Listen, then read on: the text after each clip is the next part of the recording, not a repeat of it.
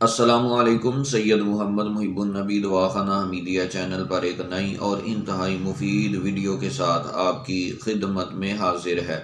اس video میں آپ کے لیے ہے گردن کے پچھلے حصے اور کندھوں کے پٹھوں میں کھچاؤ اور درد کا مفید علاج، جو طب یونانی کے اصولوں کے عین مطابق ہے۔ اعصابی کمزوری اور بلغمی مزاج والے افراد موسم سرما میں اس مرض میں مبتلا ہو سکتے ہیں۔ اگر آپ کی عمر 20 سال سے زیادہ ہے اور آپ اس مرض میں مبتلا ہیں، آپ کا بلڈ پریشر لو رہتا ہے، آپ اس مرض سے نجات پانے کے لیے اس نسخہ کو ضرور استعمال کریں۔ نسخہ اور اس کا طریقہ استعمال نوٹ کر لیں۔ خمیرہ مروارید جواہر دار چھوٹی چمچ صبح نہار منہ آدھا کپ ارک گاؤ زبان یا نیم گرم پانی کے ساتھ کھا لیں۔